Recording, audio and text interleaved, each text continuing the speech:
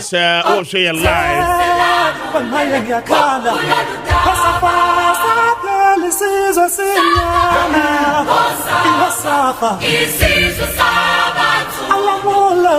Channel Pemamina was once again 0550-596-929 0550-567-929 and your numbers are okay your day and your Juma. But you join the live feed on Facebook na and okay your new any and come on.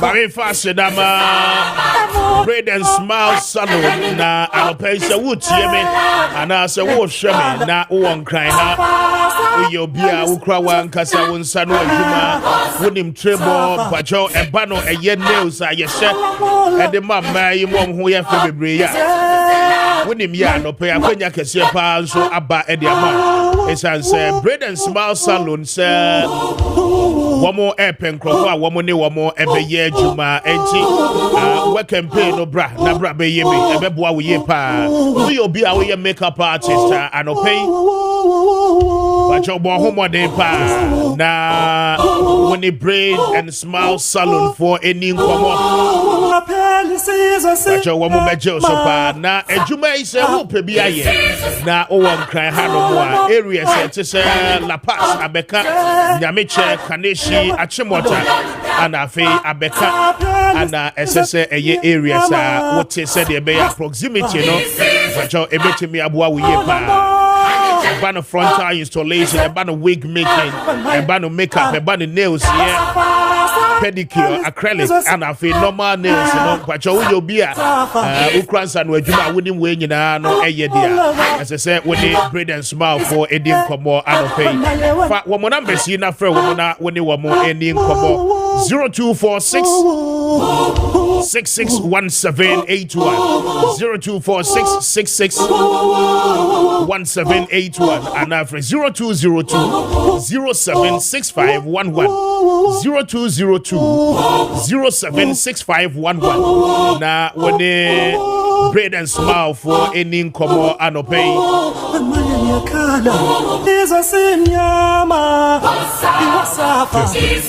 Now, faster than be my Imbuster Barber's child, posting in a dono. But your Imbuster Barber's number 1 in million Vista on the Ghanaian market. Channel pay, sir. Would you me up? But your wow, meal system, no, I am breath. And I say, Wakunya infection. And no pay a drawback when Bebo to us here, no, a Imbuster Barber's child. But when Sanka Imbuster food, no, you be na a Bebo we ye pa. Syphilis, gonorrhea, pressure, but only in a sibling to a bad stroke, waist pain, and the fatigue. The year Juma Kakrebia, now we are saying Casa Wabre, and what we nip a dreamoa, and no pain no imbus to phone no yibi. Na into sour hounding in an was say and from out. But your Ebeboa we ye pa, open the door to herbal shops and the pharmacies are holding in an on Pacho Ukomwa, Ubenyabi, Ato, Eyusu, na Etime Abwa ye. Bogatanga Tamale and cry. Oko a year or Kaishi drug lane. I won't sabekabi na waiting me actually do domo ato. Calamed Pharmacy, I will Boko Lucas Road. I will pay with Duba when sabekabi na what to imbus to phone when be at me a yusu. John Frewamo on 0246 208496 0246 208496. Say open the domo to only a year. Imbuster Barber for any sour so I don't pay.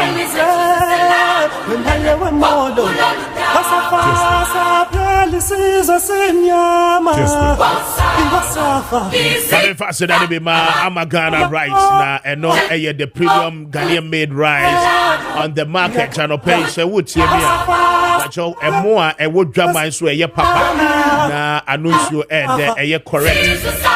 So me to be a dinner dance here and the amount. Boa promoting se would and the call nipper and for how biano and Fabrono a Amagana rice. A rice Ghana and I don't pay me come for and the amount more restaurant. restaurant Juma restaurant operators who ye nuane eton man krofo pacho wo pemo a ebe boa Ghana ene customers apomodin a anope ama Ghana rice necessary wo ma wonsa ekebi afi wo tiemi wo pe rice a wo be yisu e wo fie a ankasa wani bejemu ekita ne natural taste dia anope esese wo ma wonsa etime eka ama Ghana rice wankasa wo be de ho adanse de teacher say wo ye what jollof rice angwa mo oh yeah, rice and stew, plain rice. I don't pay much on Sanka ama Ghana rice. I ban a fried rice and I'm mutua.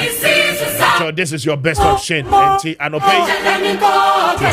When you want more any income more, I feel more money. Jim say, "Mubetu attorney do monon pacho ama Ghana rice and buy any amount wholesale any retail. You know, or buy you know buy and shit. Na I feel to me abwa. What is it? Kaka cream. You better ask.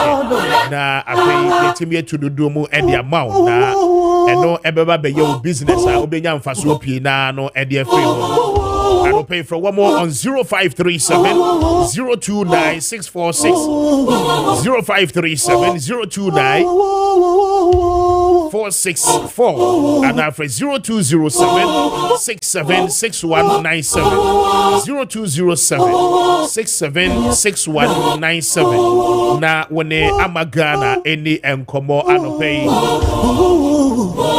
this is a sinyama iwasafa this is a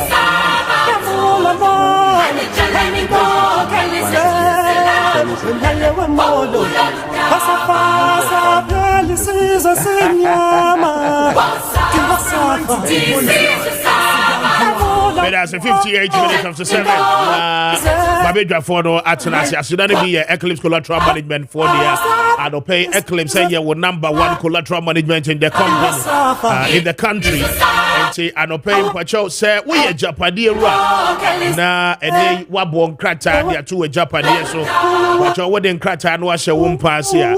Eclipse say me more wamanie say pankrata de bra na wamun fanye adwuma na afi wamun tua commission kese pa ewo ho Eclipse adwuma wamun eye ni afi eno achi no say ope eye collateral e dey secure financial assistance Pacho ma Eclipse emwa with collateral ebeboa we ye pa say o won cry ne mpatemu akwa denta new site Abakan Street na woni wo mo ni nkomo frɛ wo mo numbers no 0266999020 and after 0302551877 na woni Eclipse any nkomo anopay na anopay Honorable Alaji Yusuf Fafana Atenase former member of parliament and the new patriotic party former parliamentary candidate I beg your pardon and the Ayawasu East Watenase Anopay representing the new patriotic party and the former member of parliament for Ladade Kotopon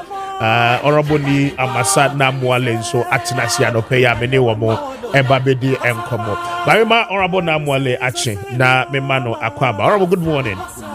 But your name to say my microphone in my kakra. That's incoming lawyer. Congratulations, it's in order. Thank you. Maybe I very fine. Now, remember Honorable Fafana, Honorable Maakye. It is a Eradiado. Me who watch you? You all say, where you may a man to me. Oh, there you are. Kessben. Oh, for every view. Honorable man, there you are. Behold, Achaba. But we are fine. Oh, Yaminado. Party Monte. Yaminado, BBI. Ayawasu East, El Coso. Coso, Cecia, maybe time there, Ayawasu East. And I be time now, so 3 months to election a chimo. Okay. They say I was so north and I was so east. Okay. They say I'm so north. As I say, what could be I was so north. But as at the time, I was parliamentary candidate. I was so east. I see. 3 campaign for 21 months. 3 months to election they achieve. That caused my downfall. I don't know lose you because baby everyone know that me voting in our war. And I achieve more share. So strategy. But you can choose. You can choose anywhere. That time I won't see baby Otoaba. At that time, not 3 months to election. So they give us option say baby Otoaba no na say o contest here. Inti e ma me ni nua ni nyina be so rest in peace Mustafa Ahmed me opinion no ye nyina yekodi faako into straight family fight into it really cost enough ye nyina yekodi enough into ekoya ebusu atokwa in fact it cost me a lot but ni nyina ye ni anyame be bia na ye and I really am passing it is well. Mame Emra Honorable Namwale so watna si ache kakra na memba na kwenya honorable campaign e ko sen oh nyamena dum campaign no ko ye na de ko to ponsilia enu ase MP no grand finale football or ball started from March and run omuwie na on we call final no Miami Crawford I see mienu ni nyina ba ko military ba ko so me traditional area nti na eja no be winning be winning but it was nice okay Kessben nice. Somebody who pay up the support ahead of the election that they could upon victory is assured for the NDC because the MPP put up a wrong candidate. You know, his communication is challenged, his ethnic background is challenged because he's from Ofibeni Republic. Oh, okay. He's from Benin Republic here. Onye Debbie, and yes, Ofi Benin Republic. Onye Ghana ni Ofi Benin Republic. Na dini ba. But Benin Republic. Then no be or no free Benin. Aso abe Tanzania kufo go Ghana so omfo so mo Ghana for omo Ghana for. Ya wonu how ya dini ba. Ya wonu wo we say address ho mo. Who's address ho mo.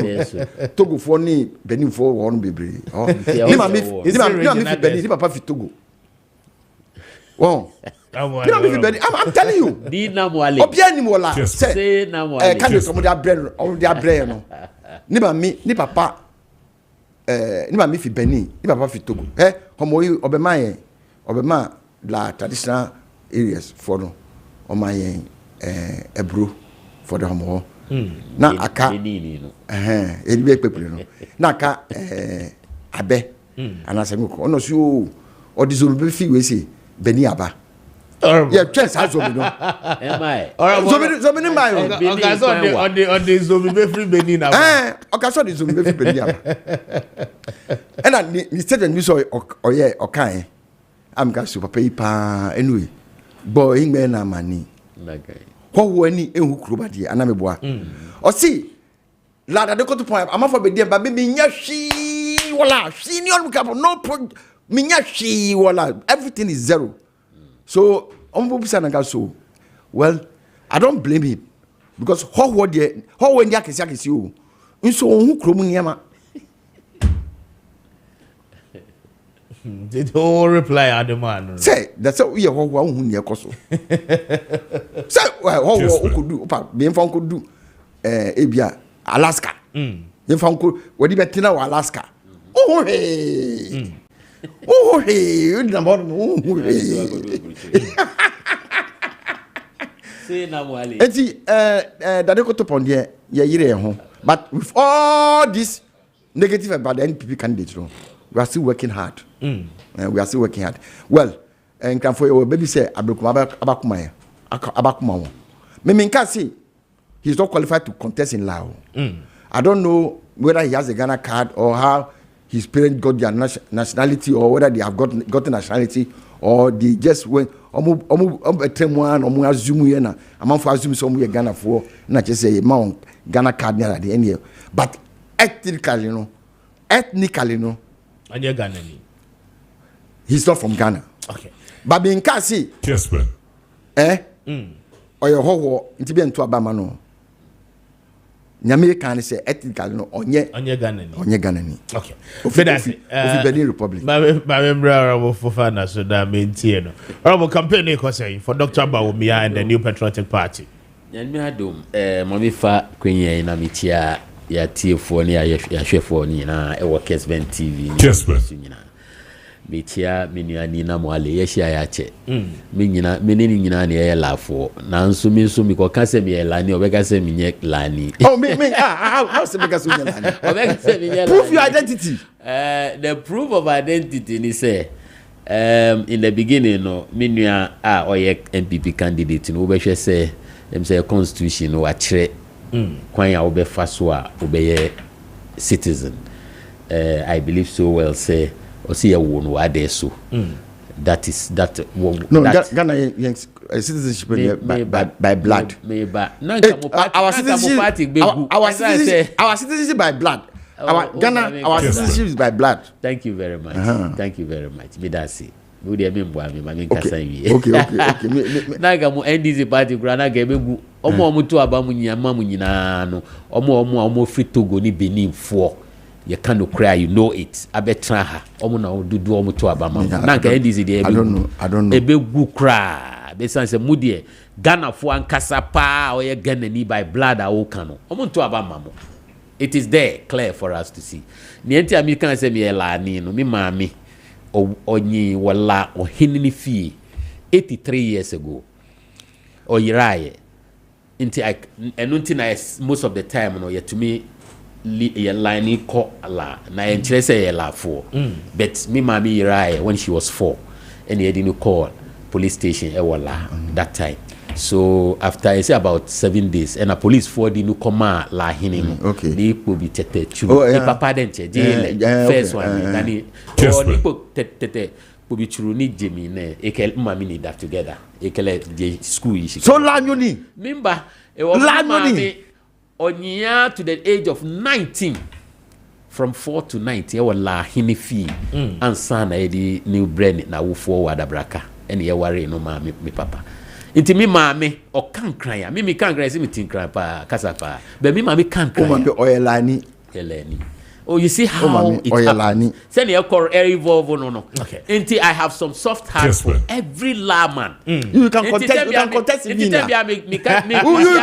brother that's why I'm saying it on radio today and TV inti your campaign with the eko kama Dr. Bamudu Baumia me chiana no pay me san wishing you a belated birthday and run on 61 years a very ripe age as a president of Ghana.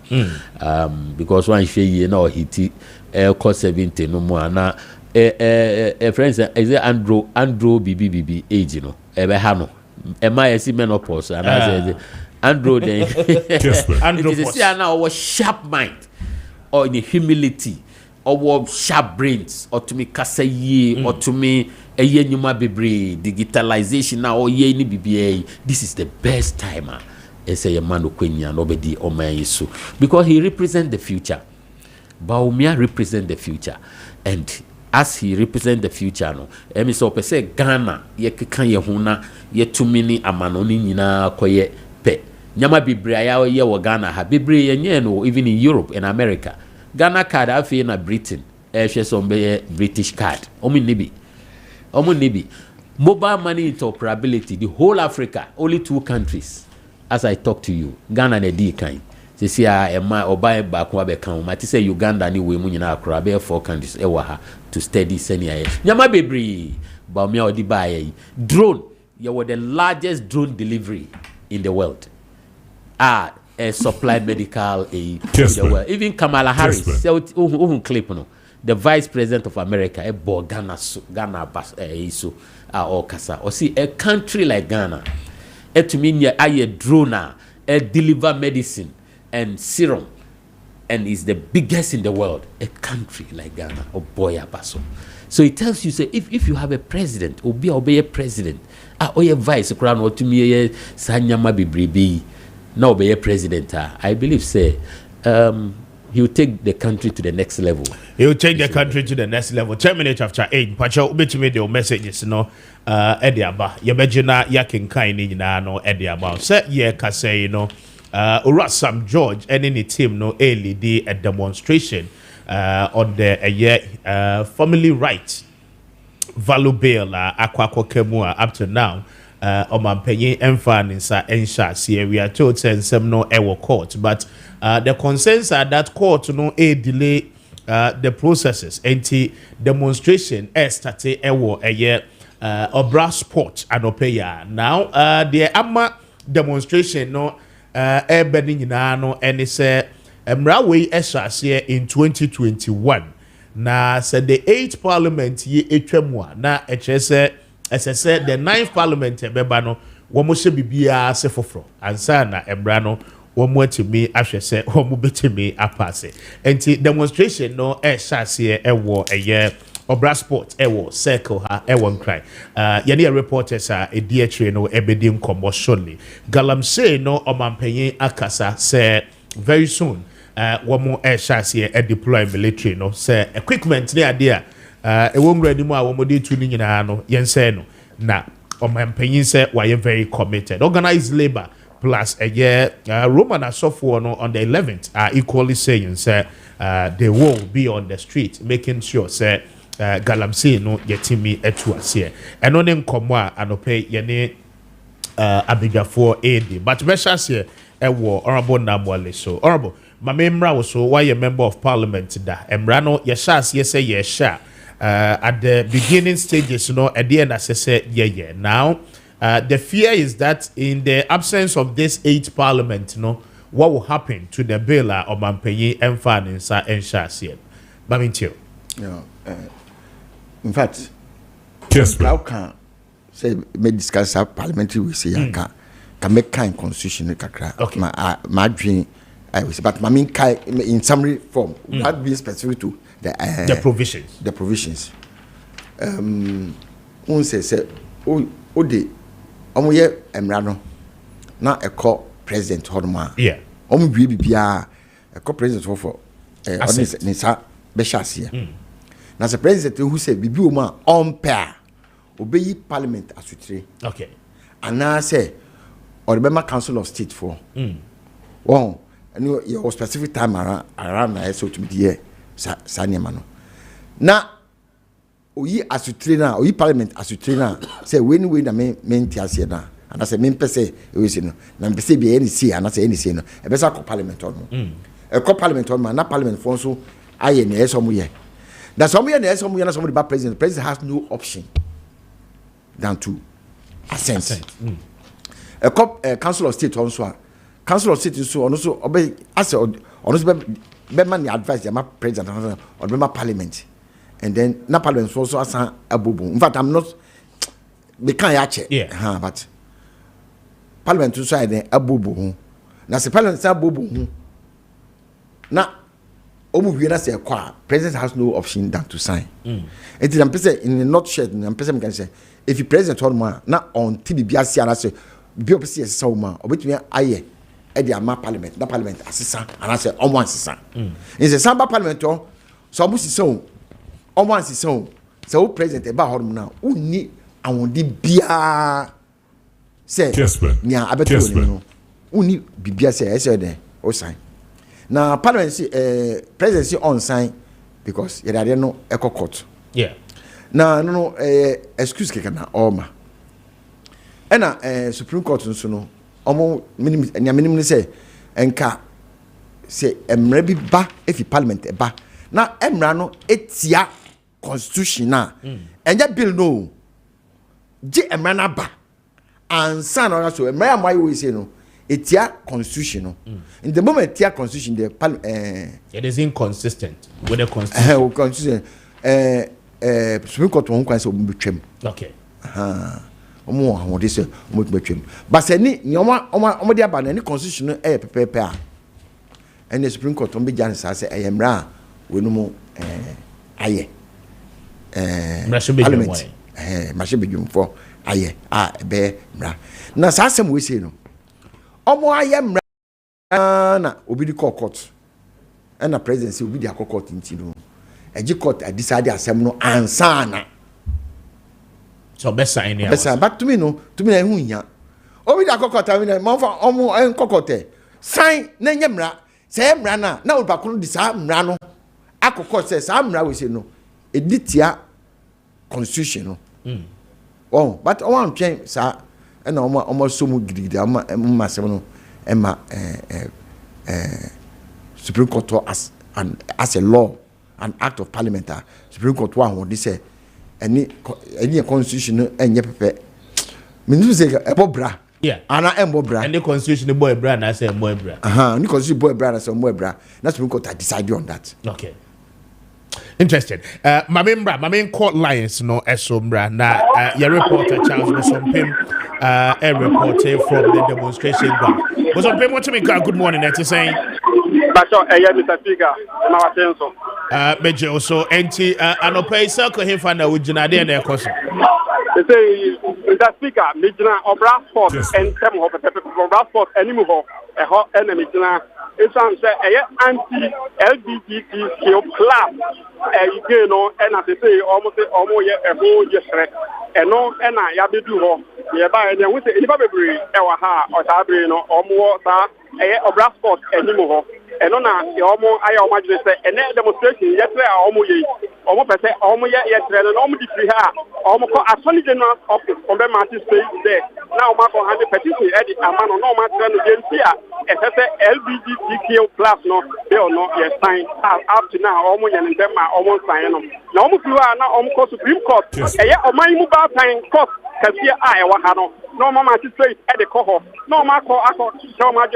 Almost LGBTQ plus a year almost the Abersono, almost any BB Sabaya or Mampany ever signed at the Ama or Mona and no Yafes because almost had Ghana high. Your values no different from Western Quarter and no Entina Sabre and almost to say a Yamabia and Momo, and Tiano and almost almost yet.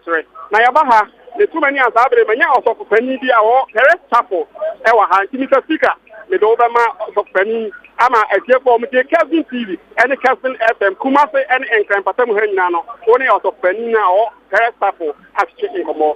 Also, Penina, Kessben TV, so, Major, so. Sabe, Nampatoya Process. You're from the Reverend Engineer David Offer-Ladi. But Obama, Martin team, I am Mr. Speaker, or that Martin man, and now in a Reverend, good morning, and Pump to say. Martin Day. Hello, Reverend. Yes, but I don't know what I'm meeting you. Hello, Reverend. What you mean, Ka? Metonka, I know one on this crack. But you're not informed to say. Yes, we have done. Yes, we have done. BBI. Now, you didn't say come with the demonstration. The amount time for Muhunjim. About the send and pay more than what you say about Hello, Reverend. Yes. Yeah, confused. No, Kakana only now. I heard the whole thing. Kakana only now as a chicken common to a no hour. Very well. Yes, Reverend, but what you mean, Ka? Yeah, call. Yeah, a parliament or Bradford inside her. Now, only but you must any common. Now, say, there was a statement. The Ghana Pentecostal and Charismatic Council issue on the 5th of a year, October, Bosumia, woman accent say, and sorry, and Shasi in Anum Kubi. Hello, Reverend Labby, what you make? Good morning, that's saying. What's the day? But what to say? Yes, what do me? What? Okay. Yeah, that's a son of pay what Gia. So, at the end of my modem, I did demonstration. You what's the day? Pisa say edie na ama demonstration yi asofo nyame asofo modem ho agimu anopai. Yeah, I am ready a pastor of parliament. Our parliament for 275 who na ayeden. Up in the say samrano emrem soma passe. Kessben. I was say on my penny or sign not the yamra. Anna, what's not Nejmaso? You're the way to go no, only her. Ne executive secretary, Pame, you're the buyer, no. One G or buyers, I was so tiny, no. But now, home I will be the echo court. A due court, so Chief Justice, no. And so be the attendant, no. On this what's not so. I didn't so check. Yeah, against yeah, demonstrate akọ Chief Justice no ya ka tell say Samre enye Nana Akufo the president and emra enye Chief Justice emra aya Ghana nyina emra because we parliament not even one parliamentarian I can say no big they be and almost so representing the whole Ghana and eye nyina emra they can't stand the way of the people. And some rewing I war a Yankopon Chiwadie. And Yankopon Yansemu, I'm a parliament, I had a person baby sing. So what you are yes, only a preaching. I was sorry. The Yamipe and the Yami MP. Inti, where you Yankupa Cassia and the Chiwadia Cassia of fellow abomination. Inti, the Yankupo Chino and a young we are Christonia. Pastor Titi also tree. It's yeah, example. I'm mad. All Christians, Omokoya sorry, Omokoya sorry. I'm who say, yeah, dear Yankupo Kaho. It's yes, sir. The president or the Uncle Cabin, our calling was signed, and as a chief justice, no, of a friend, Semna, or making in Temtem, because America, we have to say, a because why say and there will be better that could get up one, you know, the Brano anywhere, anything, you know. So, Obini says, I'm Brano or be careful. Yeah, crumple. I remember yesterday who said, Sadia Yankopochi. Inti, why you so big this up on, you know, okay. And you went no money master, you mean, and I saw for the pet. Yes, organized by Christians. So what you are saying? Christians, yeah, organize it, but it's not restricted to them. Christians who are will be or don't yamino. No, them says that ye a Yankupo in Chiwadiano. What do you remember joining? Yeah, the petition I come out with a peaceful demonstration. Yeah, the petition come out Chief Justice. And I don't know, here I catch you. The reason why you're demonstrating. Now, we are more presenting petition ye, Obibeka Senka, and paying for us of what to say more dear, come over to media court. In fact, move to be a secure audience with the Chief Justice without some more demonstrating frustrated so bagana for you no ehu. Yes. Yenina to Ghana. Yeah, so one as you are Jupiter so what is what you are. You name the chemistry and the mechanics of politics our Ghana. So what you are saying. Yes. We come to Parliament, you come President to run executive secretary of President. So what you say? And now, Emra, Yentia Brebia. So what you say? Okay. You person the seriousness and the impact of it. You better win your court structurally. So what you say? Yeah, tell me the command. And also, but we know the politics of Ghana. And there are some people, the politicians, they don't understand. The only language they understand is this demonstration. I see. Yes, that's what they understand. And I'm making it. Indeed. They are Ghanaians. And we have been here. We don't live in Jupiter. So what they are here. So what is happening here, we know. And with government, if you don't put pressure on them now, they won't mind you. And in any case, you get different things. Very well. Yeah, we are too ready. So what you are saying? Very well. Yeah, as opposed to you try then you take your tax. You tax you exactly. Yeah, tax. Yeah, tax no. No, over. Me as often me tax. Over me electricity. Then mentia. Me as often me the mama mentia. Yes, on it here. Yeah, civic and your parents' responsibility as well. Christians, Ghanaians, and more exercise. Very well. Reverend Labi, I know Pemba now I say I'm grateful for our time. Why? Thank you very much. Thank you. And Reverend Engineer David Ofer Labi. Very well. May I say I'm grateful. And Bosom Pemba, now I say I will get back to you again. And 26 minutes after 8, the air course or brass sport and your reporter no at the home combono. My member honorable for financial maintain kakra ewo way hon na yentoaso. Honorable. Yo, me that was speaker. me say also for no one me papa obisa no a direct question and so professional. I have a lot of respect for you because of your line of questioning. Thank you. Say we are so for we are nyame nipa na say BBC na aden na so for no mun kam humbum and seek audience to go and do the presentation.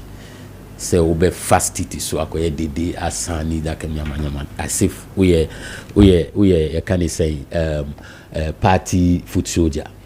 You can see the answer Omao. It tells you say nti amika say mirror on it say anu ya dani bibia politics asofo imam for ehfa for obia either NDC or MPP. I've taken note of his name.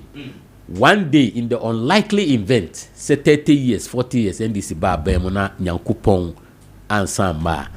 Na say MPP were opposition. Near be demonstration na wa friend na bisani say na we dey any day nyame nipa munye bia na.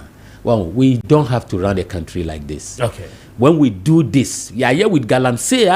We will get there. We'll talk about it. And then so we're doing it LGBTQ+. I'm saying, yeah, then a shasi nyene. Emra wo ho, emra ni ho. Ye nim say, enya ade aye pe. Ye nyina ye chi. Ye Muslim for the untumi mfa maye so kra. Untumi kan wasem kra in any Muslim or Islamic country or whatever. Na Muslim ni unti kra that question. Inti ni America ni say and share free ne. And another amana na LGBTQ+ by aban ako.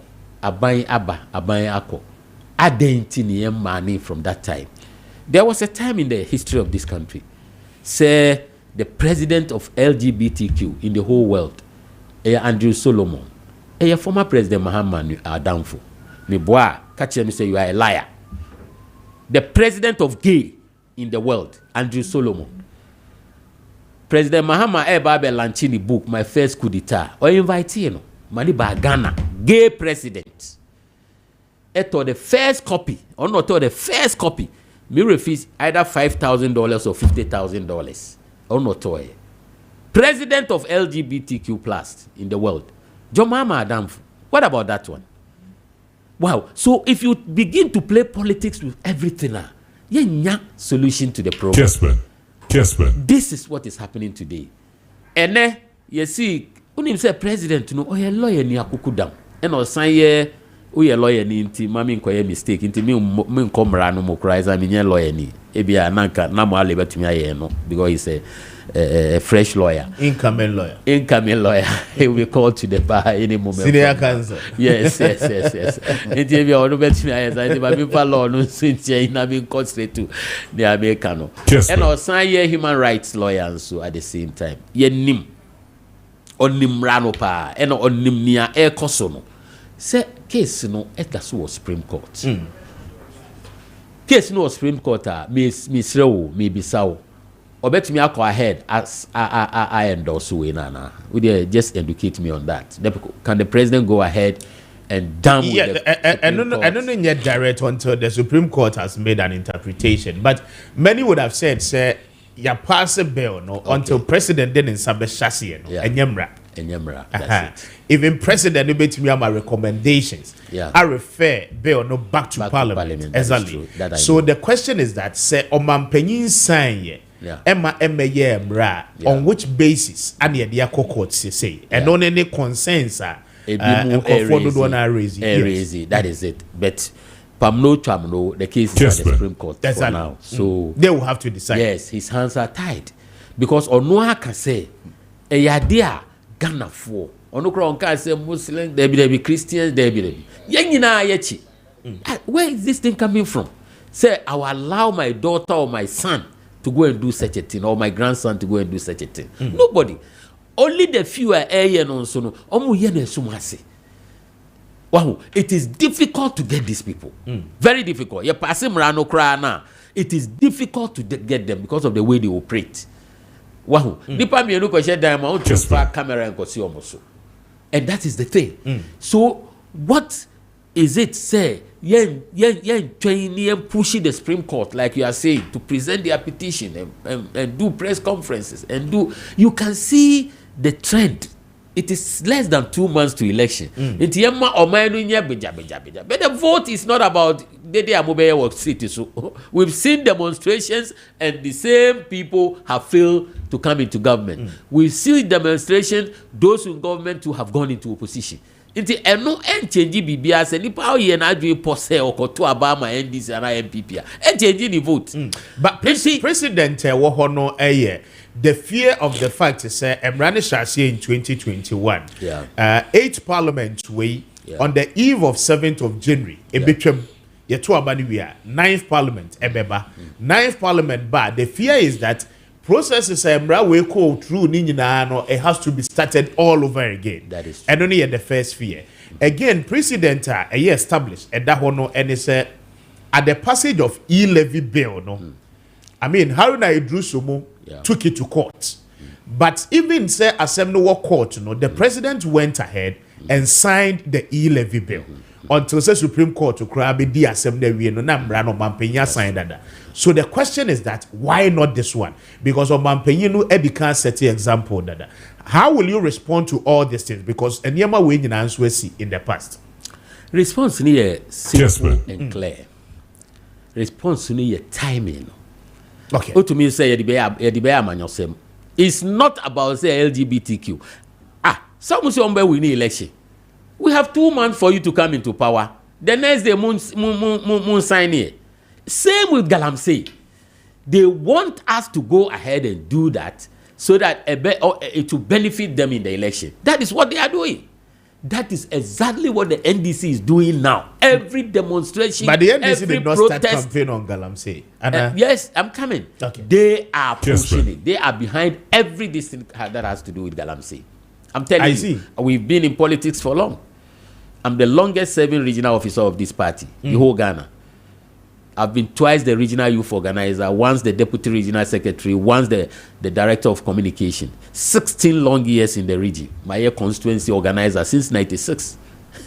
I've been a parliamentary candidate. Currently, I'm the government spokesperson on social services. I know what they are about, and I know what we are also about. The whole problem of demonstration and civil strife, ni protest, is because of the election. Send a public sympathy. Look, Ghanaians are wide awake.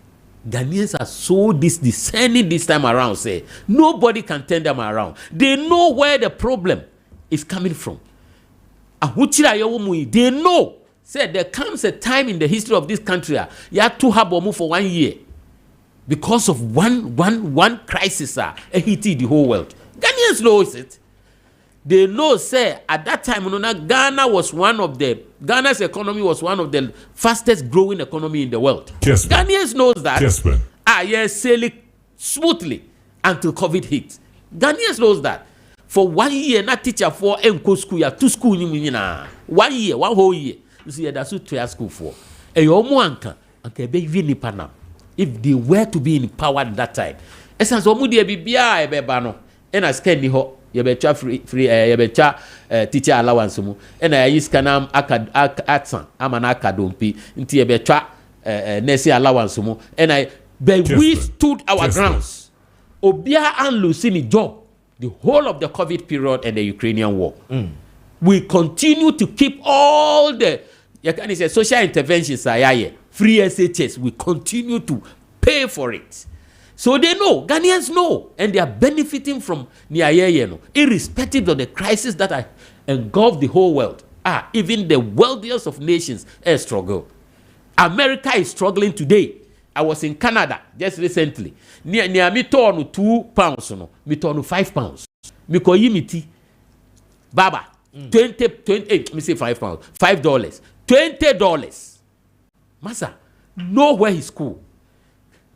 To me to a futuro ngu nipem any near who say as if omo. I was telling someone yesterday, was 2 days ago. Omo can about prices of goods. And I said, if that is the politics you want to do, we'll go back. Kufuor edi kenke jamu 20 pesos. Kenke. Mudi ba 10 pesos and 5 pesos. Mudi koya na ka 2 CD, 1 CD plus, e bi mu ye no 1 CD 50%. So look at the percentage rise. As if we will go milk, ideal milk. We've done all that. We will go with them. Send me a kufodi ja omoa, omudi ja nanadu. As if when they talk, they think say, enuntina yakani saying, His Excellency, the Vice President can say the internet does not forget. Even Galamsey, send a nani who social media. What ye someone John Mama can find Galamsey. Say Yenjamo Munye Jumano, when he was in government, the president. As I said, Galamsey ne ebua economy no. Galamsey na you see ano nanka first no yenya 85 or 80 ounces this thing of gold. Because of Galamsey, he had 130 something ounces. Meaning, say one who they may he was talking to people when he's the president. Wahoo, say Yenja Galamsey Mamu Omuye. He will come there. Okay. Until this is the matter. It's about votes. Ghanaians are wide awake. Because you were in government. What did you do about it? LGBTQ plus did not start today. It was rife and serious during your time. When John Mahama's friend was the president of gays in the world, Andrew Solomon. What did you do about it? When we go ahead to assent, na president in year, na onoba, say, excuse me to say, I don't have evidence, but it came out during the campaign in 2016. Say Andrew Solomon is gays and a sponsor of my party. So they don't want to come and cancel it. A multiple strategy someone pass it because you know, sir, it will go against your government and your party. Right? They didn't pass because it will go against their party. We would pass it. Yamahu kwai di call parliament. Omo to me anyesa. Omo mreso omo anyesa. Yamahu kwai call parliament. And parliament di breye. Say president and accent it. And I'll be the call court. We have gone ahead of ni omo to me. Yes, but when you get the initiative of the executive, this is a private member bill. That's what I'm saying. Exactly. I said, with all that aside, you know, we have made efforts, just like the information, the BBB bill, the right to information bill, you can't say this affirmative BBB. Ningina, we have made progress. We have gone ahead to pass all these things. Okay. They will not do this because they will not get sponsorship from that people. Very well. So they want us to do it so the sponsorship will continue coming. But I say, my member Honorable Namwales, or Mamintio on rebutting this. In the first place, I'm saying this. In the first place, no, and your politics near what I'm saying. Go for come demonstration. Oh, we can say organized labor. Oh, organized. Who can send my ID? Organized labor. Omuni on Kassawa drain. On what form. And this one, also on cast. I see, and this one, a short catas, a chassis and a push you up. So if you don't have your own mind, no, somebody will push you. I'm not talking of LGBT. You made a reference to demonstrations. Organized labor demonstration, no, and this phone a chassis because of elections. No, we are there. That is not about election. It's about essential matter. Say nipa that's a ni yengu because we see our economy say make money. And this is what organized labor at Transashare no one say. See, I'm showing you, you think I say, Utobody as an at home, Utobody make room. I be affect to life. So do I say, declare state of emergency at the river bodies? Yes. Also, one yet. And yeah, well, I said, only organized labor. And this phone never catch on. And this for your mama, I call and campaign or Kaziwa, or catch organized labor, say, on demonstration. Organizing uncles or one drink, you know what take we see. About this gay near my ya a cost war Ghana and Musi. I cost 50 and another mission. I say Sharia because Sudan not Sharia but who thought Sharia no permit to say about spy what is happening in my room. Near cost for me the may no means how made them Sharia no enchebe but me tiabontina me no monsa Sharia near day eventually. The same thing with this LGBT we say. Some shamo dem na mo yam ade a efa me ho ben. Enfa me ho. Ba se o ba be kire me ba se wo ho kwan se otumi ye. Wo ho kwan se otumi kisi. Wo ho kwan se otumi ye sane man nyina napo bi share the clip and then and ramp and pay kana me share the clip. All catch say as a minister for education. As a church and kwala no mu hu o right say near say This is somebody who want to be vice president. Gay minister who want to be vice president. And it's sir Andrew Solomon Samakai. Minia. Minim bebre minim this LGBT from Kofor oh me krom. Ebi we me busuafo. Me fa bambo bia sumda. And I mean kasa be den kasa. Nobody says we don't have to talk to them. But all what we are saying is don't try to introduce it in our curriculum. Men fast animal no emma wa bontin and I say emma meye animal say as obi onu munso it's all part of culture so natural say so ye gay. So say me nua bia na say mabusuani bia oye gay adamasi bi kwa koku no, we don't do that. It's against human rights. Afro me kwachi ni say oye say me suspect ni nante that na me suspect no. I'm not against cross culture dress. In fact, sir, Lord Capon on person bill now on my passing no. I'm president assent no. There are certain things in it that I don't agree with it. Cross culture, we say, maybe person be sure about that. Why do you stop me? Or bad person sure about that. Why do you stop me? And you know, me, I'm against it. But I don't just say, I could the on sign. And say, your mama, I don't know, Andrew Solomon. And so what? It's the same thing that me, madam, for the obi or gay or in class. And also be a minimum non gay or not garancia or a madam for. Say, or a madam for or a gay, more madam for. And don't just say, before I say. Yes, but another child say you do not have the moral right or justification to say or being signing law against it. That is the no. Kessben. That Mikasi obi me suspect obi so a gay just onto me madam for. Okay. I don't mean who quite say me kokuno. And I'm also starting in the society. Or a madam for na me class na or a gay. And because or a gay, mamma in Kasa. Most secondary school, no madam for be. Now, or you be so bad, and I'm because of gay. And then, or celebrating the 30th, on the year, our 30th anniversary. I'm cracked through Facebook, I congratulate you. I was suspecting him, not though he was not one. Wow. It's Yamana, if he belongs to an, so far as he's a human being, he has a right. Yeah, I don't have any problem with it. Kessben. And now, I never come to say Ghana for say. You see, MP before said the topic banner some topic no. On to me can was same papa. No more that me, I'm hearing for the first time say the whole world know your drones will be. Oh, I see. You are telling me for the first time. I'm not. I say I'm hearing it for the first time. Say Ghana, your drones will be. But when him say the drones deliver medical, the largest in the world. Oh, say no manuaka. I say manuaka. I say focus interchange. And you focus interchange. And you focus interchange.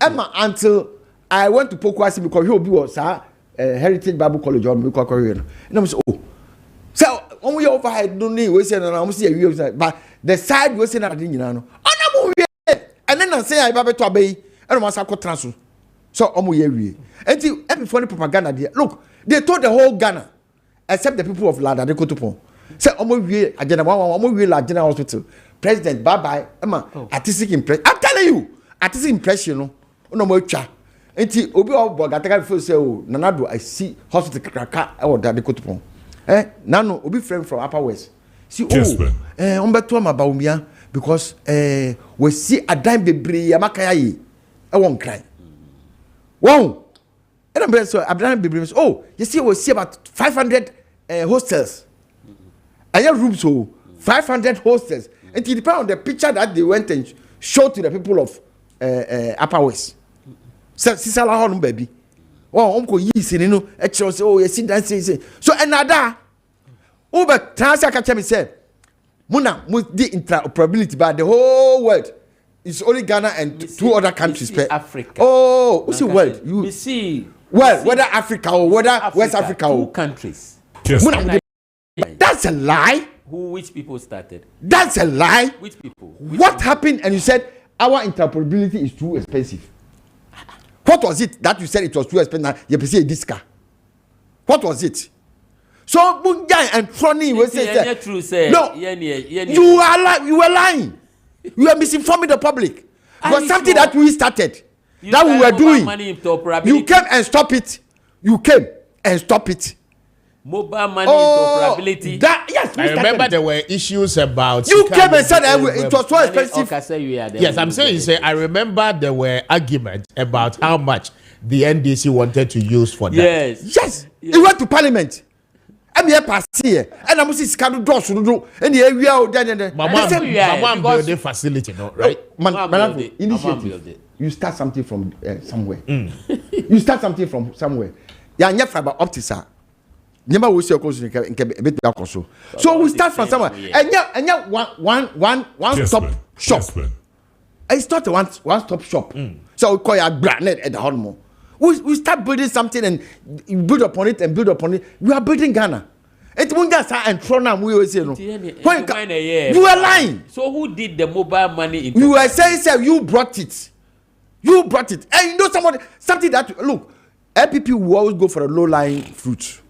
Always, Baumia, he will go for the low-lying fruit. What has not happened? Now was for. I see all the digitalization of the Ghana passport buy. Meanwhile, GBC can play you their clip.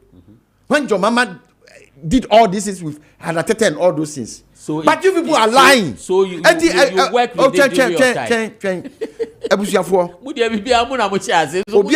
Kessben power say. People no. Omo di ntro pa. Omo di ntro. Ade omo nya no. E no mo so omo aye. Omo say ade bi, omo say e ko bebe. Yo, how am wo? Baumia esua economy for 35 years. Well, the whole life economics. But also we're failing in economics, you know. Our Ghana, I'm saying, no. If I say digitalization, we also say digitalization, no. Upo, digitalization, ebeba. But I say, so that's the MPP for you. Thank you. Maybe also, maybe honorable for foundation that Yedi Galam say no home kobo. Now, there seems to be, a subdivision among some members of the organized labor. Obiemo say leadership of organized labor. Anyone who need komo.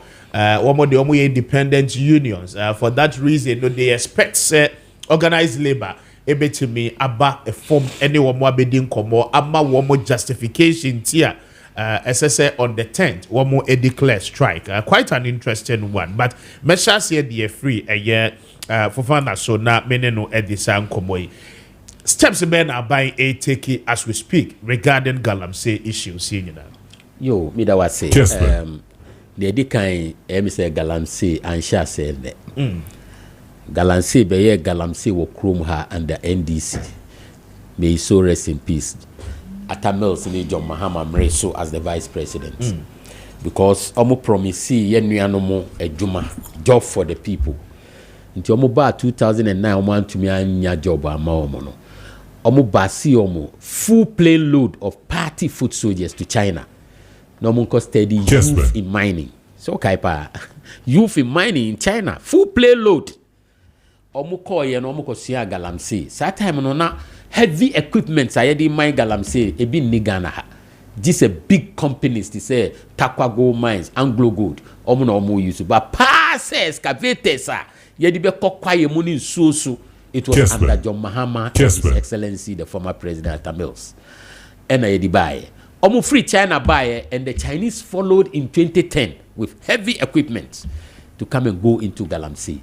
That is the genesis of proper Galamsey. Nanka first, you know, so ni krantie ni yakani saying that there ni we pickers and ankodano di ye juma. Those are the genesis Eddie Galamsey. Unim say in 2013, NDC sorry so mbe ku atia Galamsey. Omu ye hu bia omo to me.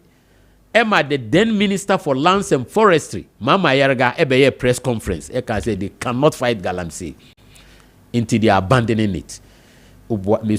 So I have the clip here to show you. Our press conference. It's sad. And this is she knew how to me. That is why we say it is possible. There's nothing under the sun that is possible to NDC. They couldn't fight Galamsey. With all the soldiers, no operation, then they all couldn't fight it. Why are they forcing us to fight it today? So no. And this is they're forcing us to fight Galamsey. Because someone politicizing no. You were in this country in 2020. Brian, you can't boom say you fighting Galamsey. Na najo NDC afire sumasi akọ Galamsey site catch home say omo konye. Na omo bo omo obi antumi stop omo. Omo nye Galamsey no Omukra Omuba power. I know you have the clip. We have every clip here. He has it. Omuba the next day now on the 7th, Tony Obin. Ni kweku buahi. Tony Obin ye CEO of Mirrors Commission. Say ye ba mi anso na mesa akọ tra. Look at him. Says he agora no mo ahye position ni na akora wi. Omo say omo ba ba mu. Me nim position omo de ama menua ni anam amasala because or me ni aba prekupe. Inti me nim position ono ya promise no. Tony Obin say ye ba pe a osa akọ tra Mirrors Commission. Inti the next day now omo continue. These are the people we are dealing with. Master, how can you fight this fight? Organized labor should be asking this question today. Should be asking the opposition to stop what they are doing because it will not help us. You can't go for vote. Do you know that when they did that, we lost most of the vote in our strongholds? In the mining areas, because they all those constituencies are our constituencies. About 19. Such statement, General Fafada, I have challenged, but as a Obian who are waiting me a year no. Yes. In which areas there more strongholds are more lusu? Because for instance, the last time I was making an analysis to somebody. Oko Prisia Wene Valley. As a mining zone, typically, a swing seat. Barbara the G seat no at the Mamo in 2016. In 2020, the NDC Sabe back because they had divisions. Oko Amenfi West, Amenfi Central, a typically NDC area. They still win there. Oba Amenfi East, Wase Krupon, and then the enclave no. I mean, head to head, Joseph Wahi Edu was the MP for 12 years. The NDC through your friend is saying upon Fosu and so be handle here for 12 years. Then in 2020 the NDC won the seat again. Okay, so now it is 4-4. 4-4. Now they are looking at who wins the seat again. So typically Amenfi East is also a swing seat. Oko Manson Kwantani in the enclave, which is known for Galamsey in the Ashanti region. The NPP won all those areas. Then after the 2020 general election, Western region entirely, Nanado won. He won in that region. Ashanti region, Nanado won. Eastern region, Nanado won. And in which constituencies? Ana ye two Galamsey regions are ye nimse aha ye Galamsey regions. Ana ma mo lusu ye because of mo fight against Galamsey. Masa, why ye a great analysis of all the seats? But who share the votes now by the turnout now will come wasem. Turnout because most of our people did not go out to vote. Okay. And no dear, you can't run away from it because Omar is so to us. So they didn't go out to vote. And vote and since I would say AS Swinger, we could have easily won. That is what we are talking about. The seats our boss who say AS Swinger, now come back we could have won all those seats easily, but we lost all those seats again back to them.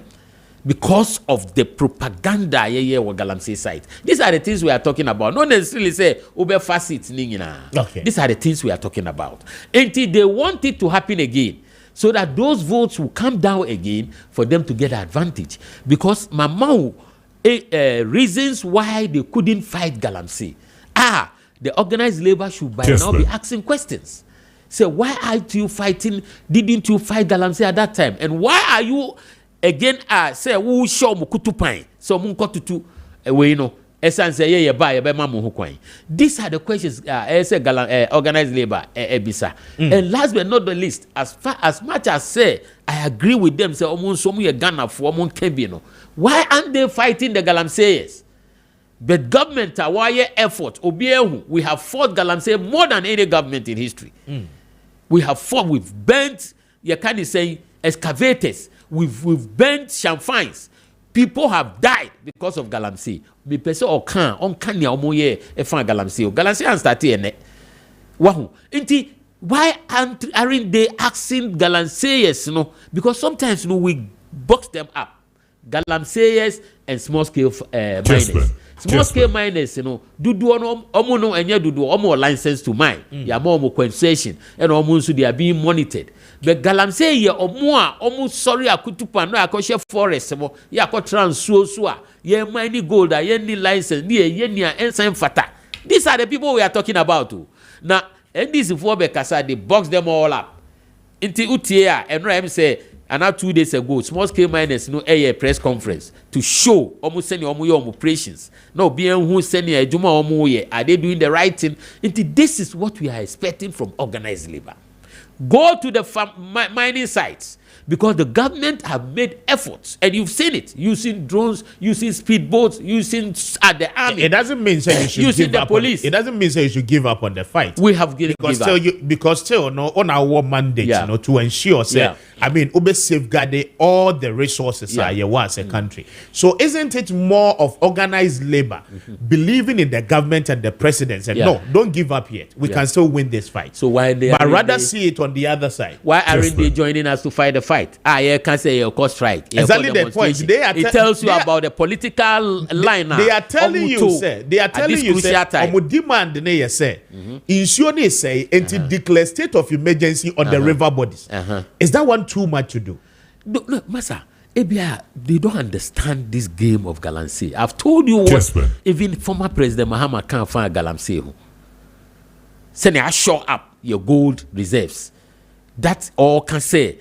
We can't run away from it. Sembe to me abo anka mema mo abo. Ma obi ati ni mini video. All kasa addressing a large gathering when he was the president. Unless they don't understand what is going on. Do you know the number? Wow, who fighting galamsey sir? Or chirese, your mama chirese, about 4 million people are in that sector.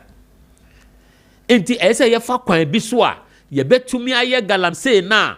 And far or how rest our people. Do you know that it's also a security threat if you don't handle it well?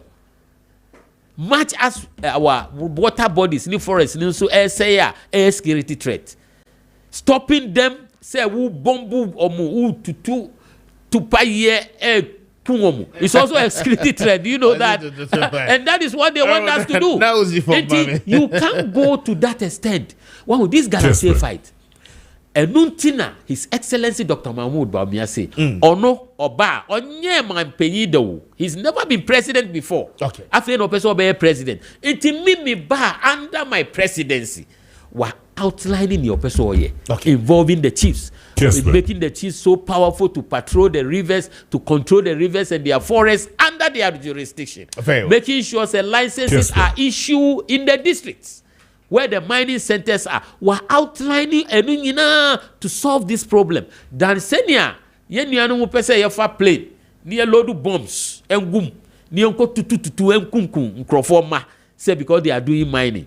At this crucial time, it tells you the political Honorable Fofana na Oten and we say I'm Daniel Boa, Somia. Is Yamana do a free bar or say I want to ask the NDC man to mention 3 social intervention they brought during their regime. They helped Ghanaians with.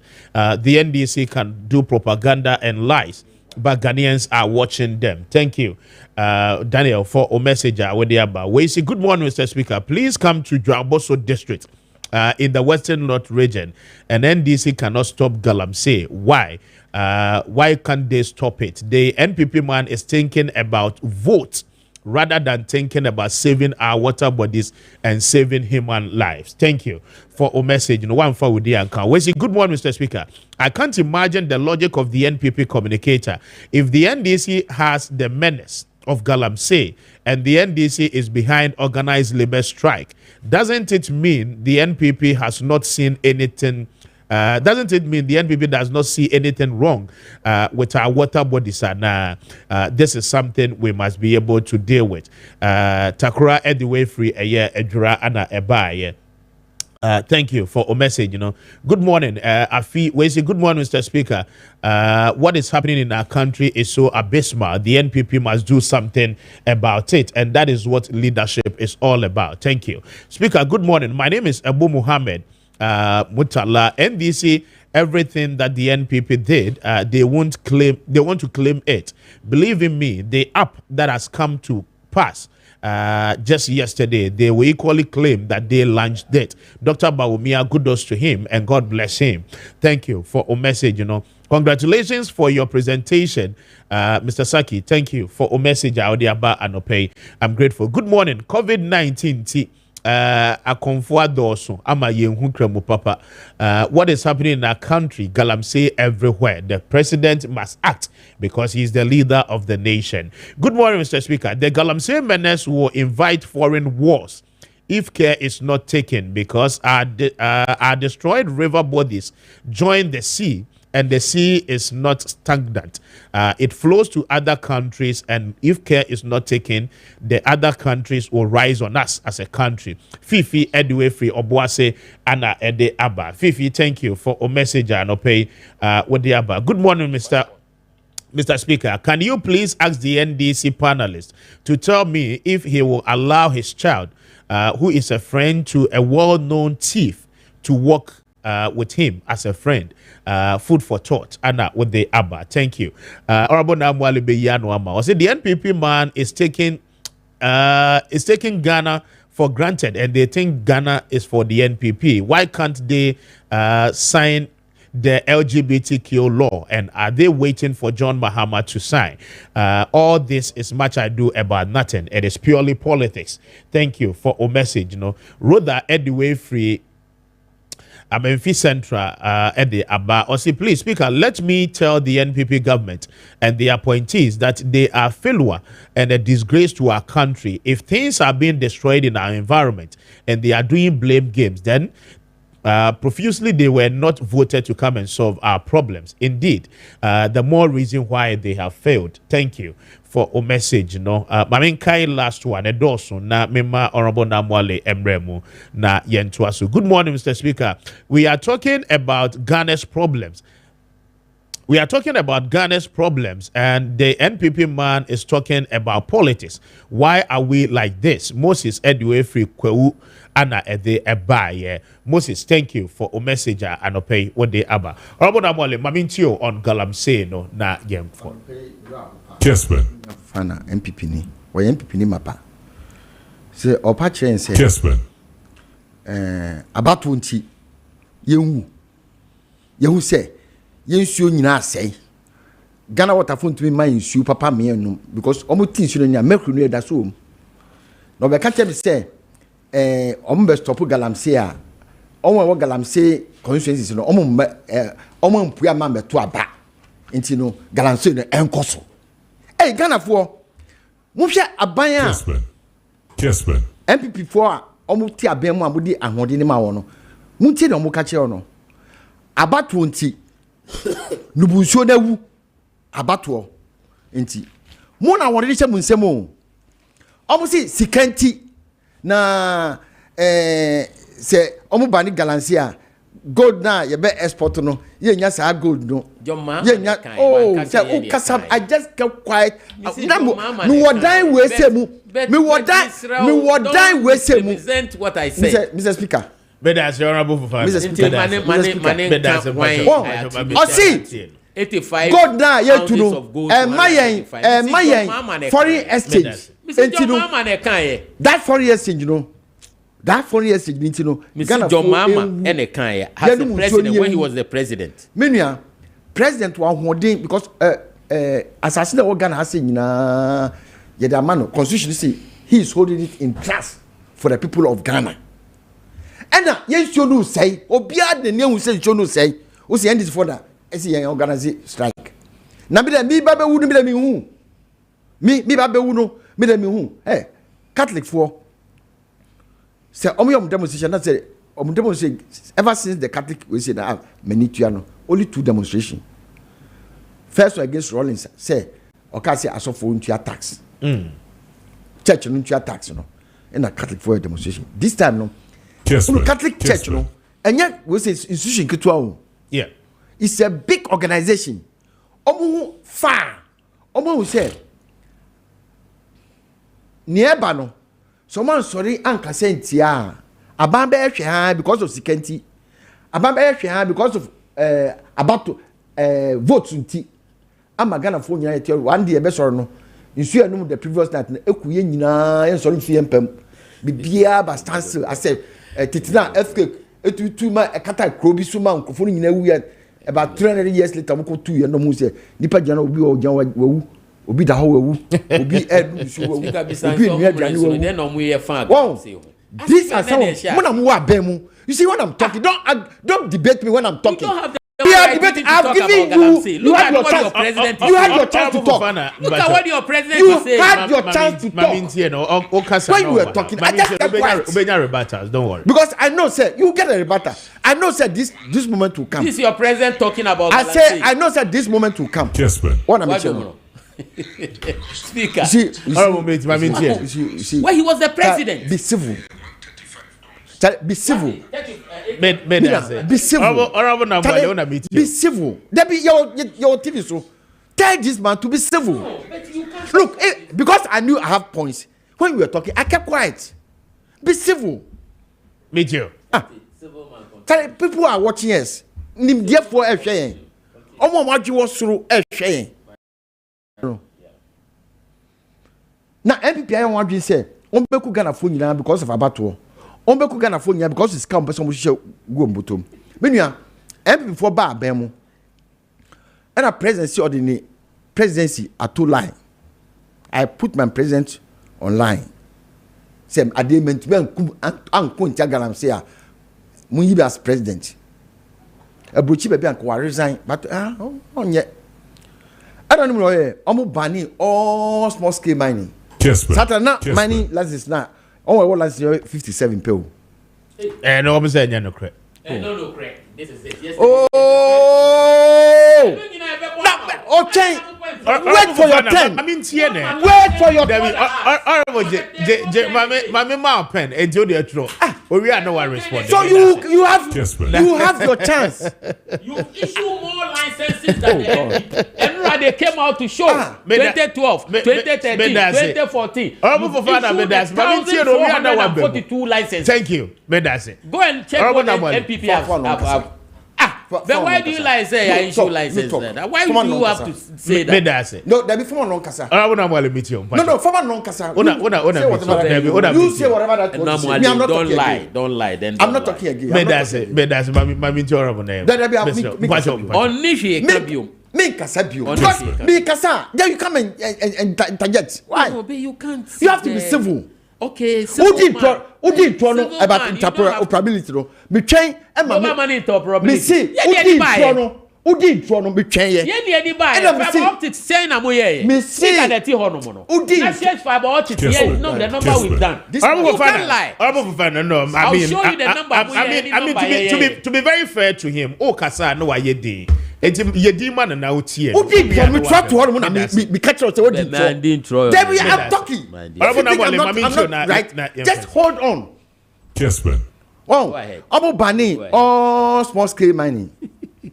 Ena on Bani no. Omo mo hwemu. On hwemu na no mo say, "Hey!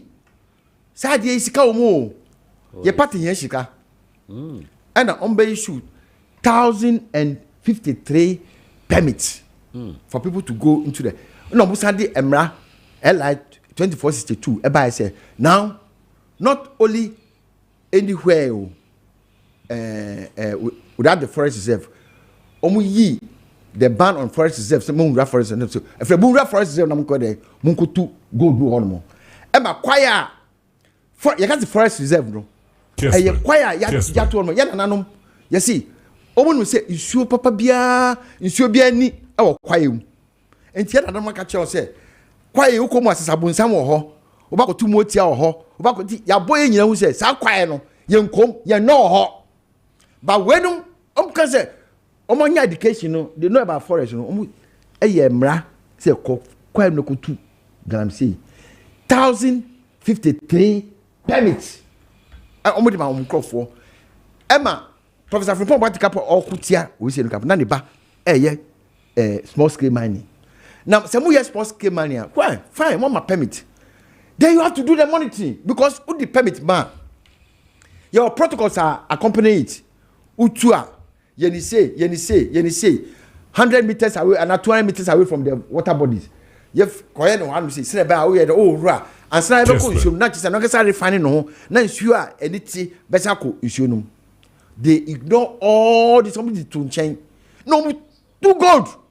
Emma edubebe ka a bankruptfor ebe ka chere say akunta man kapo oni license man bebe wako more than that obi or driving license so he's qualified to drive but and so wako drive no akono munsa who license sell driver, but unsa eboa. Eso go trust energy. That's exactly what is happening. Our license say 5 acres. No, I 50 acres. No, do 2 essay insured and quiet no. Now we see for my mommy. Over 2 hours, I almost set up committee, interministerial committee, and my professor from what in an idea. For a preserve what report no. Who the Obianya, Uncle Kanche, the way MPP for a digger for Rambo. Or Kaya almost say, hey, or can see 2 Galansia, Magalansia, the couple, ministers, ni MPs, ni MPP, a band 4 in the year 2 Galansia. No. Emma, or can I say, President Fiempo, almost to Galansia. President Fio, no, Chrome, no, or Nima me Fio, Nina Fio, Niba Pafio, or Nakasani Fio, and then you feel back open. Oh, then people for act for president. Nobody call Bebia. Yen to Galamsey or President Fino. Bebia yet to Galamsey or President Fio back from Pompati report no. Or one call. Oh, and you no crack, and you no crack. Okay. And you no crack, no. Any yen, ne. That's the account no more did to say. Yeah, Galan, yes, stop Galamsey, and then this for cocoa job. That's some. I say no crazy Kuba call round. Oh, Utieno. Oh yes. Of course, videos are there. Let me tell you something. You see, I mean the videos are there in 2020. And people are calling no. Let me tell you something. But the I'm telling you, the videos are there. So the video, I'm telling you something in the video. That same video, I mean, they can't watch it. Wow. So, Obibeka say, social, you mention one social intervention. And before one won't teach the word social intervention here. Now, mention that video, no. Or say, Tony Obi, no one be the commission. Now say, bad power, or better control, no bad. Obama will license someone more to buy a small scale mining. Who give small scale license to go and do illegal mining? You give license, telling them all the true protocols and what you have to do. Until your customer say, "Member will license someone proper mining, proper small scale mining." Giving out license is legal. Oh. My challenge you about board. Some of the radio stations 2-3 minutes. Say you give them license. Now, Obiti Minerals Commission, no, you give illegal license at the Minerals Commission. If you are the Minerals Commission, member license, me and me what Minerals Commission license amount? Do I give you illegal license? Very well. I give you proper license to you to do property. But if I don't see me in 2 minutes, to rebut the Akunta way, no, ni okan no crack. Say a man license so enco mining in the forest. He was given a license to prospect. Ya man license to mine, to prospect for gold. And na oko ya or prospecting also na or share gold no so at the same time. And on your problem. It's not about to ya man license. You don't have to lie. Number 2. How can this be lie? Number 2. No, how can this be lie? Number 2, NDC are issued. You have confirmed what I said. 1,402 licenses. Let me say, no, Minerals Commission, the ning in Aba.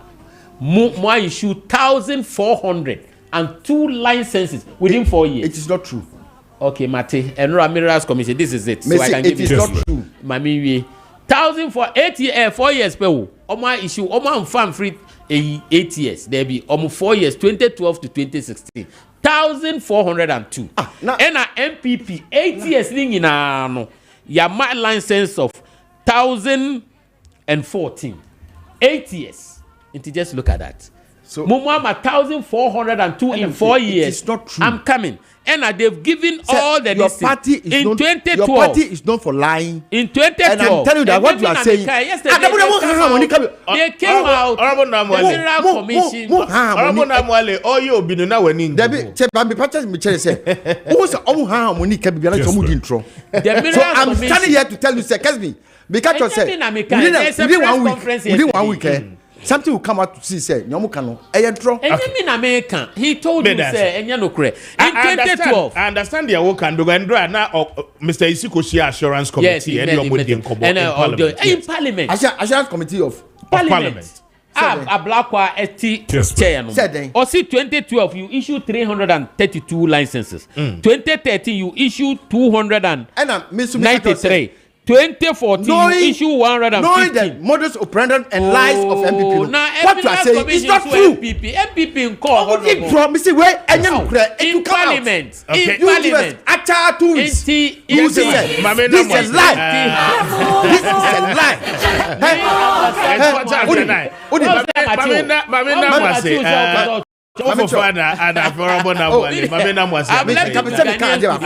from the time. And because radio station, and I'm who say another Ekokobwe fishy abono we say Chokono, Jamestown. Me men Tiepo. Now make it so this landing size, I paid the drawings 550 euros, 550,000 euros. I pay for it also. Oh no, not so from beginning to the end. Oh no, yeah, that is not true. I went to Holland. Yes. I say I pay drawing. I say I pay. When you draw now, you sue. No. Thank you, gentlemen. I'm grateful.